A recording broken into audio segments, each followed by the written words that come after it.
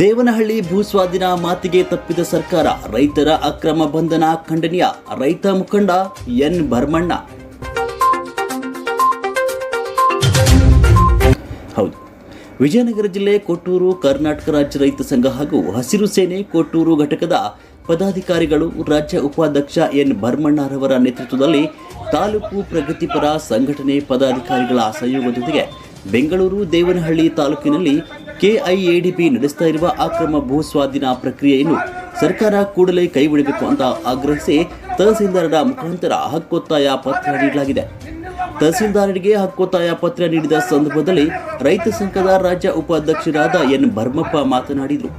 ಸರ್ಕಾರದ ಅಕ್ರಮ ಭೂಸ್ವಾಧೀನ ಪ್ರಕ್ರಿಯೆ ಖಂಡನೀಯ. ಅದನ್ನು ವಿರೋಧಿಸಿ ರೈತರು ನಡೆಸಿದ ಚಳುವಳಿಯಲ್ಲಿ ಯಾವುದೇ ಮುನ್ಸೂಚನೆ ನೀಡದೆ ಪೊಲೀಸರು ರೈತರನ್ನು ಬಂಧಿಸಿರುವುದು ಪೊಲೀಸ್ ಇಲಾಖೆಯ ಅಕ್ರಮ ನಡೆ ಹಾಗೂ ಅಮಾನುಷ ವರ್ತನೆಗೆ ಸಾಕ್ಷಿಯಾಗಿದೆ ಅಂತ ಆಕ್ರೋಶ ವ್ಯಕ್ತಪಡಿಸಿದರು. ಪೊಲೀಸರು ಅರ್ಥವ್ಯ ಲೋಪವೆಸಗಿ ಅಕ್ರಮ ಮತ್ತು ಅಮಾನುಷವಾಗಿ ಧರಣಿ ನಿರತ ರೈತರ ಮೇಲೆ ದೌರ್ಜನ್ಯ ನಡೆಸಿ ಧರಣಿ ಬಂಧನ ಮಾಡುವುದು ಖಂಡನೀಯವಾದದ್ದು.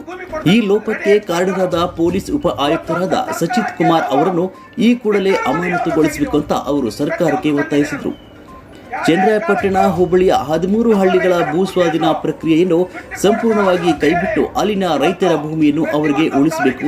ಮುಖ್ಯಮಂತ್ರಿಗಳು ಶೀಘ್ರವೇ ಈ ಕುರಿತು ತುರ್ತು ಸಭೆ ಕರೆದು ರೈತರ ಪರ ನಿಲುವು ತಾಳಿ ಅಗತ್ಯ ಕ್ರಮ ಜರುಗಿಸಬೇಕಂತ ಮುಖ್ಯಮಂತ್ರಿಗಳಿಗೆ ಈ ಮೂಲಕ ಒತ್ತಾಯಿಸುತ್ತೇವೆ ಅಂತ ಹೇಳಿದರು.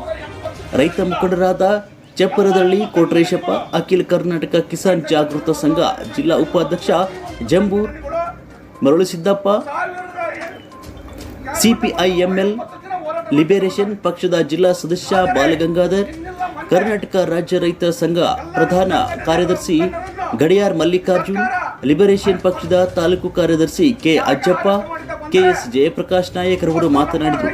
ತಹಸೀಲ್ದಾರರಾದ ಜಿಕೆ ಅಮರೇಶ್ ಅವರಿಗೆ ಹಕ್ಕೊತ್ತಾಯ ಪತ್ರ ನೀಡಲಾಯಿತು. ಪ್ರಗತಿಪರ ಸಂಘಟನೆಗಳ ಎಲ್ಲ ಪದಾಧಿಕಾರಿಗಳು, ಸದಸ್ಯರು, ರೈತರು, ರೈತ ಮಹಿಳೆಯರು ಭಾಗಿಯಾಗಿದ್ದರು.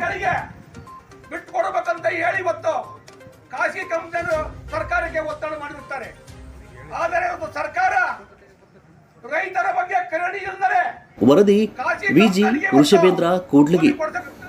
ಸರ್ಕಾರ ಇವತ್ತು ಅಂತ ಸರ್ಕಾರ, ಆದರೆ ನಿನ್ನೆಲ್ಲ ಮೊನ್ನೆ ಎಲ್ಲ ನಮ್ಮ ಸಂಘಟನೆ ಮುಖಂಡರನ್ನು ಈ ಸರ್ಕಾರ ಅರೆಸ್ಟ್ ಮಾಡುತ್ತದೆ. ಯಾಕೆ ಅರೆಸ್ಟ್ ಮಾಡಿದ ಬಂದ್ರೆ ಇವತ್ತು ನಮ್ಮ ರೈತರು, ಸಾವಿರಾರು ರೈತರು 1 ಎಕರೆ 2 ಎಕರೆ ಇರ್ಬೋದು, 3 ಎಕರೆ ಇರ್ಬೋದು, ಅವರು ಸಾಗುವಳಿ ಮಾಡ್ಕೊಂಬಂದಂತ ಭೂಮಿನ ಕೈಗಾರಿಕೆಗಳಿಗೆ ಬಿಟ್ಟುಕೊಡಬೇಕಂತ ಹೇಳಿ ಇವತ್ತು ಖಾಸಗಿ ಕಂಪನಿಯರು ಸರ್ಕಾರಕ್ಕೆ ಒತ್ತಡ ಮಾಡಿರುತ್ತಾರೆ. ಆದರೆ ಇವತ್ತು ಸರ್ಕಾರ ರೈತರ ಬಗ್ಗೆ ಕರುಣೆ ಇಲ್ಲದೆ ಖಾಸಗಿ ಕಂಪನಿಗೆ ಇವತ್ತು ಭೂಮಿ ಕೊಡ್ಸಕ್ಕೆ ರೆಡಿ ಆಯ್ತು ಸರ್ಕಾರ.